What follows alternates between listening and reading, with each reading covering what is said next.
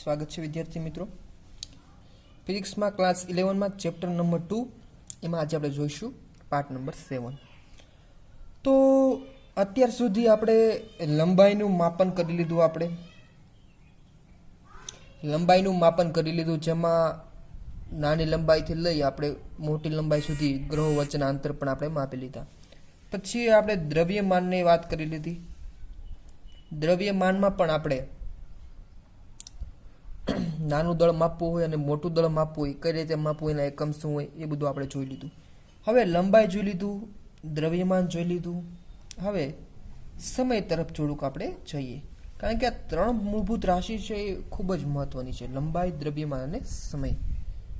એમ લંબાઈ એટલે એલ, એટલે લંબાઈનું આપણે એલ કહી દઈએ, દ્રવ્યમાનને આપણે કહી દઈએ એમ, સમયને કહી દઈએ એસ, એટલે સેકન્ડ ટી કહી દઈએ સમય. તો લંબાઈ, દ્રવ્યમાન અને સમય ખૂબ જ મહત્વના છે. તો એમાં આપણે લંબાઈની વાત કરી દીધી, દ્રવ્યમાનની વાત કરી દીધી, હવે સમયની વાત કરીએ. આજનો ટોપિક છે આપણો સમય, ટાઈમ. તો સમય ખૂબ જ મહત્વનો છે, એના વિશે જાણવું. આપણને અત્યાર સુધી ખ્યાલ નથી હોતો કે જ્યારે આપણે નવો મોબાઈલ લઈએ અને એમાં ટાઈમ સેટ કરતા હોય ત્યારે એમાં ટાઈમ ઝોન લખેલો હોય કે તમારે દિલ્હીનો ટાઈમ ઝોન સેટ કરવો છે, તમારે કોલકાતાનો ટાઈમ ઝોન સેટ કરવો છે. તે બધી શું વસ્તુ છે, કેમ અલગ અલગ ટાઈમ ઝોન છે. પછી તમને ખ્યાલ હોય કે અમેરિકા હોય એનો ટાઈમ ઝોન અલગ હોય, પછી બીજા દેશ છે એનો ટાઈમ ઝોન અલગ હોય. પછી એક પ્રશ્ન એવો થાય કે ધારો કે મારી પાસે એક કંપનીનો મોબાઈલ છે, ધારો કે હું બીજી કંપનીનો મોબાઈલ લઉં, ત્રીજી કંપનીનો મોબાઈલ લઉં, બધા મોબાઈલ છે એમાં એક સમય છે એક સાથે ચાલે છે. એવું કઈ રીતે થાય? એવું કોણ નક્કી કરે છે કે સમય એક સાથે બદલાય? તો સમય વિશે થોડુંક વાત કરી દઈએ. તો કે સમય છે, સમય માપવા માટે અલગ અલગ પદ્ધતિ પુરાતન સમયથી ચાલી આવી છે. પહેલાંના લોકો સૂર્ય પરથી જોઈને નક્કી કરતા હતા કે અત્યારે કેટલા વાગ્યા છે, સમય કેટલો છે. ધારો કે સૂર્ય હોય બરોબર વચ્ચે મધ્યમાં હોય તો કે બપોરના 12 વાગ્યા છે, મધ્યાહન સમય થઈ ગયો છે. સૂર્ય ધીમે ધીમે પશ્ચિમ દિશા તરફ જતો હોય તો કે સૂર્ય આથમે છે, એટલા વાગ્યા છે, 4 વાગ્યા છે. તો સૂર્યની દિશા પરથી દિવસમાં સમય નક્કી થતો અને રાતના સમયમાં ચંદ્રની દિશા પરથી રાતનો સમય નક્કી કરતો. પેલા લોકો છે એ બહાર સૂતા હોય ફળિયામાં, ઘરના આંગણમાં, અને ચંદ્રની ગતિ જુએ તો પણ તેમને સમયનો અંદાજ આવી જતો. તો સૂર્ય અને ચંદ્ર પરથી પહેલાંના સમયમાં સમય નક્કી કરવામાં આવતો હતો. પછી એના પછી ધીમે ધીમે ઘડિયાળ બનવા માંડી અને ઘડિયાળનો વિકાસ થયો. અને ઘણી વખત વિદ્યાર્થી મિત્રો તમને ખ્યાલ હોય તો કે આપણો જે શરીરનો પડછાયો પડે છે, શરીરનો પડછાયો, એ પડછાયા પરથી પણ સમય નક્કી કરો, શરીરના પડછાયા પરથી પણ સમય નક્કી કરવામાં આવતો. કે પડછાયો જો ખૂબ જ લાંબો હોય અને ધીમે ધીમે ધારો કે ટૂંકો થતો હોય તો સમય ધીમે ધીમે ધારો કે વધે છે 10થી પછી 12 વાગ્યા પછી આપણો પડછાયો દેખાય નહીં. તો આ રીતે શરીરના પડછાયા પરથી પણ સમય નક્કી થતો. તો પ્રશ્ન એ થાય કે ધારો કે વાદળછાયું વાતાવરણ હોય, પડછાયો ન પડતો હોય તો શું થાય? તો એ બીજી વાત છે, પણ નક્કી આ રીતે થતું. પછી ધીમે ધીમે ઓટોમેટિક ઘડિયાળ આવી ગઈ છે. તો એ ઘડિયાળ છે, કાંટા ઘડિયાળ હોય, જેમાં કાંટા છે એ અંદર તમે ઘડિયાળ ખોલીને જોયું હોય તો ચક્ર અલગ અલગ હોય અને એ ચક્ર બધા હોય એ અંદર ફરતા હોય, એના પરથી સમયનું નિયમન થતું હોય. તો એ પછી ધીમે ધીમે ઘડિયાળનો વિકાસ થયો. તો એમાં એક ઘડિયાળ છે ખૂબ જ મહત્વની છે, જેના પરથી આખા વિશ્વનો સમય નક્કી કરવામાં આવે છે. તો એ ઘડિયાળનું નામ છે સીઝિયમ ઘડિયાળ. યાદ રાખજો મિત્રો, આ ઘડિયાળનું નામ છે સીઝિયમ ઘડિયાળ. તો સીઝિયમ જે ઘડિયાળ છે, આ ઘડિયાળ જે છે એ ખૂબ જ મહત્વની છે અને ખૂબ જ, તમને હમણાં એના વિશે આપણે વાત કરી કે સીઝિયમ ઘડિયાળ કઈ રીતે કામ કરે, શું એમાં હોય. તો કે અત્યારના સમયમાં, હાલના સમયમાં સમય નોંધવા માટે ઉપયોગમાં આવતી ઘડિયાળ કઈ છે? સીઝિયમ ઘડિયાળ. હવે સીઝિયમ ઘડિયાળ છે તો નામ ઉપરથી ખબર પડે કે આ સીઝિયમ નામ શા આપ્યું? કારણ કે સીઝિયમ છે, સીઝિયમ તમે આવર્ત કોષ્ટકમાં જોશો તો આવર્ત કોષ્ટકમાં સીઝિયમ એક તમે તત્વ જોવા મળશે. તો સીઝિયમ છે, તો સીઝિયમ ધાતુ હોય, મતલબ સીઝિયમ જે તત્વ છે એ આ ઘડિયાળમાં યુઝ કરવામાં આવે. અને સીઝિયમ તત્વના જે પરમાણુ છે, સીઝિયમ તત્વના જે પરમાણુ છે, પરમાણુની આવર્ત દોલનો પરથી સીઝિયમ ઘડિયાળ ચાલે છે. હવે સીઝિયમ પરમાણુ છે, અણુ છે, એમાં આવર્ત દોલનો પરમાણુ છે. આવર્ત ગતિ કોને કહેવાય એ આપણે ભણીશું 11મા ધોરણમાં. પણ અહીંયા ધારો કે મારી એક બિંદુ છે, હવે પેન છે ગતિ કરીને આ બિંદુ તરફ જાય છે, પાછું પોતાના સ્થાન ઉપર પાછી આવે છે, તો એને એક આવર્ત કહેવાય. કેટલું કહેવાય? એક આવર્ત. ધારો કે આપણી હિંચકો હોય, હિંચકો ધારો કે અહીંથી ચાલુ કર્યો છે, હિંચકો અહીંથી આમ ગયો છે અને પાછું પોતાના સ્થાન પર આવે તો એને એક હિંચકો કહેવાય. એવી જ રીતે એક વખત પરમાણુ અહીંથી આમ જાય ને પોતાના સ્થાન પર પાછો આવે ને એક આવર્ત કહેવાય. તો પરમાણુ જે આવર્ત ગતિ કરતો હોય સીઝિયમ તત્વની અંદર, તો આવર્ત ગતિ પરથી સીઝિયમ ઘડિયાળમાં સમય નક્કી થાય છે. આવી રીતે સીઝિયમ ઘડિયાળ ચાલે છે. તો કે હવે એમાં સમય કેમ નક્કી થાય? આપણે પ્રશ્ન એવો થાય કે ધારો કે પૃથ્વી ઉપર કોઈ ન હતું, ત્યારે પૃથ્વી ઉપર ધારો કે પછી માણસનો વસવાટ થયો અને બધું નક્કી થવા માંડ્યું. પછી નક્કી આવું કોણે કર્યું છે કે આપણે ધારો કે ઘડિયાળ છે, કાંટા ઘડિયાળ, ધારો કે એમાં 1 સેકન્ડ થાય એટલે ટીક થાય, 2 સેકન્ડ થાય એટલે ટીક થાય, તો 1 સેકન્ડ એટલું ફરવું છે, 2 સેકન્ડ પાછું એટલું ફરવું, આવું 1 સેકન્ડ એટલે આવું માપ કોણે નક્કી કર્યું છે કે 1 સેકન્ડ એટલે એટલું જ થાય, 2 સેકન્ડ એટલે એટલું જ થાય? તો આવું માપ કોને નક્કી કર્યું? તો સીઝિયમ ઘડિયાળ પરથી 1 સેકન્ડનું માપ નક્કી કરવામાં આવ્યું કે એટલું ધારો કે મુવમેન્ટ થાય એને 1 સેકન્ડ કહેવાય, એટલો સમય વયો ગયો એને 1 સેકન્ડ કહેવાય. તો સીઝિયમ ઘડિયાળ પરથી નક્કી થયું 1 સેકન્ડનું મૂલ્ય કેટલું. તો કઈ રીતે નક્કી થયું એની પણ વાત કરી દઈએ. તો કે સીઝિયમ 133 પરમાણુ, આ સીઝિયમ 133 તત્વ છે, એક તત્વ છે સીઝિયમ 133. પરમાણુમાં એના એક પરમાણુ છે, પરમાણુની સંક્રાંતિને અનુલક્ષીને ઉત્સર્જિત વિકિરણના 9, 192, 631, 770 પૂર્ણ દોલનો માટે ના સમયગાળાને 1 સેકન્ડ કહેવાય છે. 1 સેકન્ડ કહેવાય છે.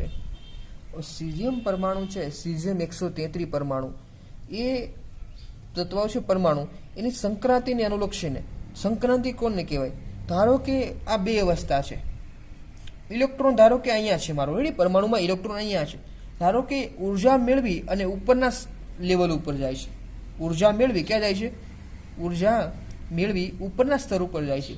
ઉપરના સ્તર ઉપર ઇલેક્ટ્રોન વયો ગયો એટલે નીચેના ઇલેક્ટ્રોન કરતાં ઉપરના ઇલેક્ટ્રોનની ઉર્જા કેવી છે? વધારે. હવે ઇલેક્ટ્રોન ઉપર તો વયો ગયો પણ એ પોતાના મૂળ સ્થાન કેવું છે ઇલેક્ટ્રોનનું? આ છે. ઉર્જા મેળવી ઉપર વયો ગયો પણ હરેક સમય માટે એની પાસે ઉર્જા રહેશે નહીં. હવે ધારો કે ઉર્જા જેટલી મેળવી તે ગુમાવે છે, તો ઇલેક્ટ્રોન પાછો ક્યાં આવી ગયો? પોતાના ઘરે આવી ગયો. તો ઇલેક્ટ્રોન અહીંથી ઉર્જા મેળવી ઉપર ગયો, ગુમાવી પાછો નીચે આવ્યો, તો એને એક દોલન કહેવાય. અને સંક્રાંતિ એટલે ઉપરનો લેવલ પર જાય ને શું કહેવાય? સંક્રાંતિ કહેવાય. તો આવી રીતે સીઝિયમ પરમાણુમાં સંક્રાંતિની લક્ષીને ઉત્સર્જિત વિકિરણ. કેમ ઉત્સર્જિત વિકિરણ? આપણને ખ્યાલ છે ઇલેક્ટ્રોન ઉર્જા મેળવી ઉપર ગયો, ઉપરથી નીચે આવે ત્યારે ઉર્જા શું કરવી પડે? જેટલી મેળવી હતી એટલી ઉર્જા એને ગુમાવવી પડે. અને જે ઉર્જા ગુમાવે એ કયા સ્વરૂપે ગુમાવે? તો કે વિકિરણના સ્વરૂપમાં ગુમાવે. તો ઉર્જા જે સીઝિયમ પરમાણુ છે ગુમાવે છે સંક્રાંતિને લક્ષીને, કેટલા દલોનો માટે ઉર્જા ગુમાવે? તો કે 9, 192, 631, 770, એવડો મોટો આંકડો છે. એટલા પૂર્ણ દોલન, અહીંથી એક ઉપર ગયો, ઉપરથી પાછો નીચે આવ્યો, એક દોલન થયું, એટલા પૂર્ણ દોલન થાય તેના માટે જેટલો સમય થાય એને 1 સેકન્ડ કહેવાય. આપણે થાય કે એટલો બધો આપણે તો 1 સેકન્ડ એટલે ટક થઈ ગયું એટલે 1 સેકન્ડ થઈ ગયું, એટલામાં એટલા બધા દોલનો થઈ જાય? તો કે હા, એટલા સમયમાં 1 સેકન્ડમાં એટલા બધા દોલનો થઈ જાય છે. ઓકે, તો આ રીતે 1 સેકન્ડ નક્કી કરવામાં આવે છે. અને 1 સેકન્ડ જ્યારે નક્કી થઈ જાય ત્યારે 1 મિનિટ પણ નક્કી થઈ જાય. 1 મિનિટ નક્કી થાય એટલે 1 કલાક પણ નક્કી થઈ જાય. 1 કલાક નક્કી થાય એટલે 12 કલાક નક્કી થઈ જાય. 12 કલાક નક્કી થાય એટલે 24 કલાક નક્કી થાય. 24 કલાક નક્કી થાય એટલે 1 વર્ષ નક્કી થઈ જાય. ઓકે, તો આવી રીતે સમયગાળો ચાલતો રહે. ખરેખર માપવાનું શું હોય, આપણે 1 સેકન્ડનું મૂલ્ય માપવાનું હોય, ઓછામાં ઓછું 1 સેકન્ડ. આ 60 સેકન્ડ ભેગી થઈ જાય એટલે 1 મિનિટ થઈ જાય. તો 1 સેકન્ડનું મૂલ્ય આ રીતે નક્કી કરવામાં આવે. અને સીઝિયમ ઘડિયાળ છે એમાં સમયનું નિયમન કોણ કરે છે? હમણાં મેં કીધું હતું, સીઝિયમ ઘડિયાળમાં સમયનું નિયમન કોણ કરે છે? તો કે સીઝિયમ ઘડિયાળમાં સીઝિયમ પરમાણુ જે છે એ સમયનો નિયમ કરે છે. પછી તમને પ્રશ્ન થાય કે આપણી પાસે કાંટા ઘડિયાળ હોય, કાંટા ઘડિયાળ ટક ટક થતી હોય, એ ઘડિયાળમાં સમયનું નિયમન કોણ કરે છે? તો એમાં એક ચક્ર આવેલા હોય, અલગ અલગ ચક્ર જે હોય, ચક્ર છે એ ચક્ર ફરે એ પૂર્ણ એ સમયનું નિયમન કરતા હોય. પછી આપણી પાસે ઘણા બધા કહેતા હોય કે ઇલેક્ટ્રિક વોચ હોય, તો ઇલેક્ટ્રિક વોચમાં જે વિદ્યુત ઉર્જા છે એ સમયનું નિયમન કરતું હોય. પછી આવી જ રીતે ક્વાર્ટસ ઘડિયાળ હોય. કેવું હોય? ક્વાર્ટસ.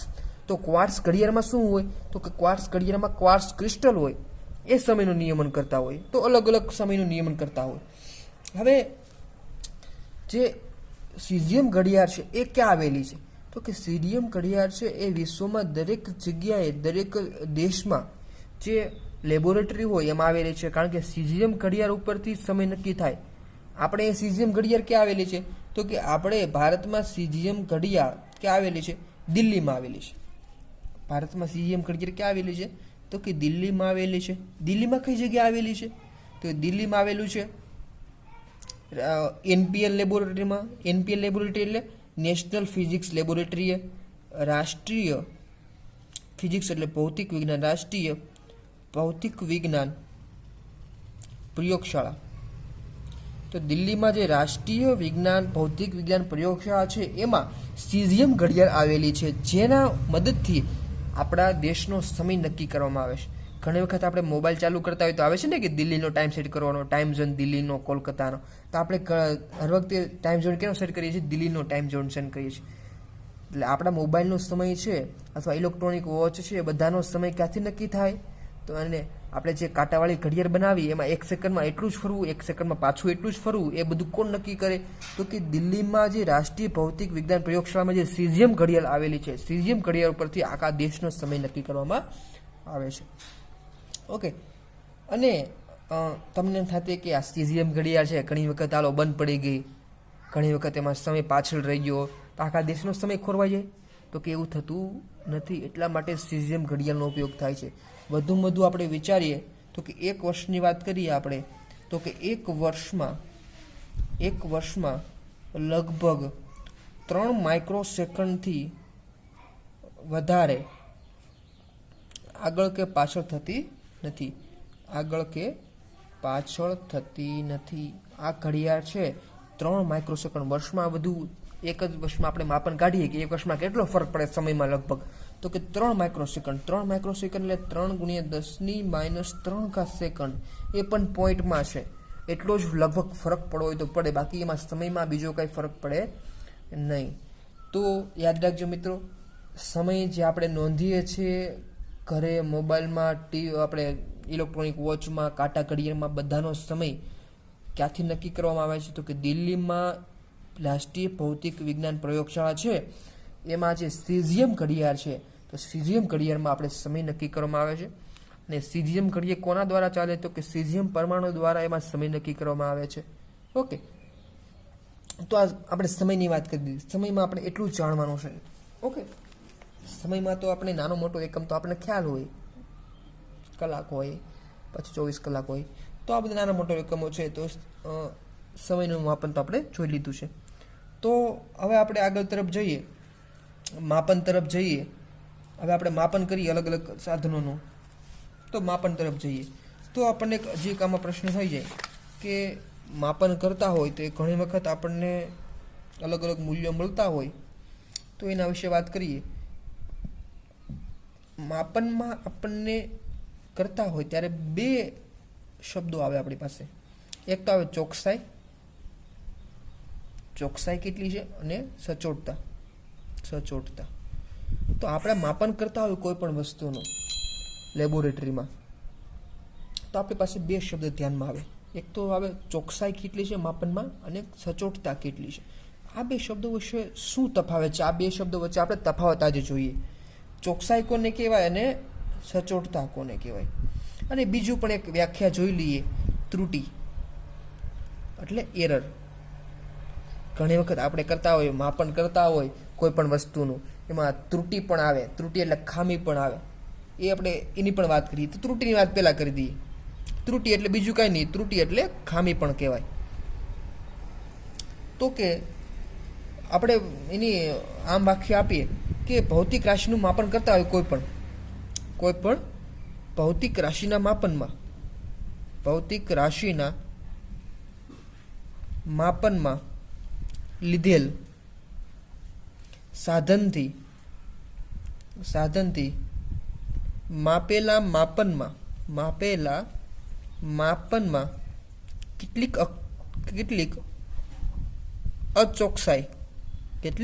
અચોકસાઈ હોય છે, જેને શું કહેવાય છે? ત્રુટિ કહેવાય છે. ધારો કે મારી પાસે લંબાઈ છે. શું છે?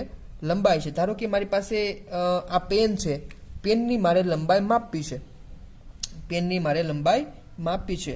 તો લંબાઈ એટલે શું છે? ભૌતિક રાશિ થઈ ગઈ. તો કે ભૌતિક રાશિના માપનમાં લીધેલ સાધનથી માપેલા માપનમાં આની લંબાઈ માપવી છે મારે. આ ભૌતિક રાશિ કઈ છે? લંબાઈ છે. લંબાઈ માપવી છે આપણે આ સાધનની. તો મેં એક સ્કેલ લીધી. લંબાઈ માપવા માટેનું સાધન આપણને ખબર છે, માપપટ્ટી. તો મેં માપપટ્ટી આની બાજુમાં મૂકી અને મેં લંબાઈ માપી. અને ધારો કે માપપટ્ટીની મદદથી મેં આની લંબાઈ માપી. ધારો કે 6 સેન્ટીમીટર. કેટલી? 6 સેન્ટીમીટર મને મળી. પણ વાસ્તવમાં જ્યારે મેં પેનના બોક્સ ઉપર જોયું ત્યારે તો એમાં 6.2 સેન્ટીમીટર લખેલ હતી. પણ મને સ્કેલ દ્વારા મેં માપેલી લંબાઈ કેટલી મળી? મને 6 સેન્ટીમીટર મળી. તો કે આવું કેમ? તો કે આ મારી માપનમાં સુધી ભૂલ કરી. મેં માપનમાં શું કરી? કંઈક ને કંઈક ભૂલ કરી. જોવામાં ભૂલ કરી, આ સ્કેલમાં કાપા ભૂસાઈ ગયા છે, તો ઘણી બધી ભૂલ હોઈ શકે. તો જે આ ચોકસાઈ રહી ગઈ, અચોકસાઈ, એને શું કહેવાય? ત્રુટિ કહેવાય. અહીંયા આપણે ભૌતિક વિજ્ઞાનમાં ખામી છે, ભૂલ કરી એવો શબ્દ વાપરતા નથી. અહીંયા આપણે શું શબ્દ વાપરી? સારો શબ્દ, ત્રુટિ. આ મેં માપનમાં શું રહી ગઈ? ત્રુટિ રહી ગઈ. તો ત્રુટિ આને કહેવાય. હવે શબ્દ આવ્યો છે અચોકસાઈ. તો ચોકસાઈને સચોટતા વિશે આપણે વાત કરી દઈએ. તો વાત કરવામાં તો એવું છે, તો કે પહેલા ચોકસાઈની વાત કરીએ. ચોકસાઈ કોને કહેવાય? તો કે ભૌતિક રાશિનું મૂલ્ય હોય, ભૌતિક રાશિના માપનનું મૂલ્ય, ભૌતિક રાશિના માપનનું મૂલ્ય સાચા મૂલ્યની કેટલી નજીક છે? સાચા મૂલ્યની કેટલી નજીક છે તેને ચોકસાઈ કહે છે. કોઈ પણ ભૌતિક રાશિનું માપનનું આપણે મૂલ્ય કહ્યું, એ સાચા મૂલ્યની કેટલું નજીક છે તેને શું કહેવાય? ચોકસાઈ છે એમ કહેવાય. તો એક્ઝામ્પલ આપણે વાત કરીએ. ધારો કે હમણાં જ મેં વાત કરી હતી, ધારો કે આ પેનની મેં લંબાઈ માપી. રેડી? તો ધારો કે મેં લંબાઈ માપી તો મને લંબાઈ મળી 6 સેન્ટીમીટર. પેનની લંબાઈ કેટલી મળી મને? 6 સેન્ટીમીટર. હવે ધારો કે મારા મિત્રએ કોઈએ પેનની લંબાઈ માપી એને પોતાની સ્કેલ વડે, તો એને આની લંબાઈ માપી 6.1 સેન્ટીમીટર. 6.1 સેન્ટીમીટર. પણ વાસ્તવમાં મેં જ્યારે પેનના બોક્સ ઉપર જોયું કે પેનની લંબાઈ કેટલી છે, ત્યારે બોક્સ ઉપર લખેલી હતી સાચી લંબાઈ કેટલી હતી? તો કે પેનની સાચી લંબાઈ બોક્સ ઉપર લખેલી હતી 6.2 સેન્ટીમીટર. તો કે હવે કોનું માપન સાચું, કોનું માપન છે એ થોડુંક સત્ય છે? તો કે મારું 6 સેન્ટીમીટર હતું, મારા મિત્રએ 6.1 સેન્ટીમીટર માપ્યું. તો નજીક કયું હતું? સાચી લંબાઈની નજીક કયું હતું? તો કે 6.1 છે, 6.2ની નજીક છે. તો ચોકસાઈ કોની વધારે? તો કે મારા મિત્રની ચોકસાઈ વધુ, કારણ કે એને વધુ ધ્યાન રાખીને ગણતરી કરી છે. ઓકે, તો કહી શકાય કે ભૌતિક રાશિનું માપનનું મૂલ્ય સાચા મૂલ્યની કેટલું નજીક છે, સાચા મૂલ્યની કેટલું નજીક છે તેને શું કહેવાય? ચોકસાઈ કહેવાય. ઓકે, તો ચોકસાઈ કોની વધારે? જેનું મૂલ્ય નજીક વધારે સાચા મૂલ્યની, એને ચોકસાઈ વધારે. હવે બીજો આવો પ્રશ્ન થાય કે બીજી વ્યાખ્યા હતી સચોટતા. એની વ્યાખ્યા જોઈએ. તો કે ભૌતિક રાશિનું મૂલ્ય, ભૌતિક રાશિનું માપ કેટલા વિભેદન અથવા વિભેદનનો કેવું હોય તો કેટલી સીમા સુધી કરવામાં આવ્યું છે, સીમા સુધી કરવામાં આવ્યું છે તેને સચોટતા કહેવાય. શું કહેવાય? સચોટતા કહેવાય છે. હવે ભૌતિક રાશિનું માપ છે કેટલા વિભેદન સુધી કરવામાં આવ્યું છે તેને શું કહેવાય? સચોટતા કહેવાય. હવે નવો પ્રશ્ન તમને આવ્યો છે અહીંયા, વિભેદન અને સીમા. વિભેદન અને સીમા, તો આ બે પ્રશ્ન છે. ધારો કે અલગ અલગ સાધનની સીમા આવેલી હોય. ધારો કે તમારી પાસે જે રોજિંદા જીવનમાં ઉપયોગ કરતા હોય માપપટ્ટી, માપપટ્ટીમાં તમે કાપા જુઓ તો એક કાપાનું મૂલ્ય જુઓ તો તમારી પાસે કેટલું હોય? નાનામાં નાનો જે કાપો હોય એનું મૂલ્ય કેટલું હોય? તો આપણને ખ્યાલ છે કેટલું હોય? 0.1 સેન્ટીમીટર હોય માપપટ્ટીમાં. તો એ સર કઈ રીતે નક્કી કરવું? તો કે આપણને ખ્યાલ છે, ધારો કે આ સેન્ટીમીટર છે, અહીંયા 0 હોય, અહીંયા 1 2 3 4 ને 5, 1 2 3 4 ને 5, અહીંયા 1 લખેલો હશે. તો 0 થી 1 ની વચ્ચે 10 કાપા છે. 0 થી 1 ની વચ્ચે 10 કાપા છે. તો એક કાપાનું મૂલ્ય કેટલું? તો કે 1/10, તો 0.1 સેન્ટીમીટર. 1/10 એટલે 0.1 સેન્ટીમીટર. એક નાનામાં નાના માપપટ્ટીમાં એક કાપાનું મૂલ્ય કેટલું હોય? 0.1 સેન્ટીમીટર. મતલબ પોઈન્ટ પછી તમે એક આંકડો છે એ તમે માપપટ્ટીથી માપી શકો. તો માપપટ્ટીનું વિભેદન કેટલું? 1 સેન્ટીમીટર, 0.1 સેન્ટીમીટર. આની કરતાં નાનું મૂલ્ય છે એ તમે માપપટ્ટીમાં માપી શકો નહીં. તો માપપટ્ટીની કેવી થઈ ગયા? લિમિટ આવી ગઈ, હદ આવી ગઈ, સીમા આવી ગઈ. તો ભૌતિક રાશિનું માપ તમે કેટલા વિભેદન અથવા કેટલી સીમા સુધી કરવામાં આવ્યું છે તેને સચોટતા કહેવાય છે. ધારો કે એક્ઝામ્પલ લઈએ આપણે, આ પેનનું જ એક્ઝામ્પલ લઉં. ધારો કે હાલો આ પેનનું એક્ઝામ્પલ લઉં. ઓકે, હવે આ પેન છે, ધારો કે મેં માપપટ્ટી દ્વારા માપ્યું છે. રેડી? માપપટ્ટી દ્વારા મેં માપ્યું અને ધારો કે મેં પેનની લંબાઈ મને મળી 6.2 સેન્ટીમીટર મને મળી. આ મને તમને આંકડા ઉપરથી ખબર પડી જાય કે આ માપન કોના દ્વારા કરવામાં આવ્યું છે. પોઈન્ટ પછી એક આંકડો છે 6.2, આ પોઈન્ટ પછી એક આંકડો છે. આ પેનની લંબાઈ કોના દ્વારા માપી? પેનની લંબાઈ કોના દ્વારા માપી? માપપટ્ટી દ્વારા આપણે માપી. માપપટ્ટીની વિભેદન શક્તિ કેટલી? પોઈન્ટ પછી એક આંકડો છે 0.1 સેન્ટીમીટર. પોઈન્ટ પછી 0.1 આંકડો હોય તો આપણે આને શું કહેવાય? માપપટ્ટી દ્વારા લંબાઈ માપવામાં આવી છે. તો પોઈન્ટ પછી એક આંકડો છે એટલે આ એના દ્વારા માપવામાં આવી છે માપપટ્ટી દ્વારા. 6.2 સેન્ટીમીટર આપણને મળી. ધારો કે હવે ધારો કે મેં મારી પાસે એક બીજું સાધન છે, વર્નિયર કેલિપર્સ.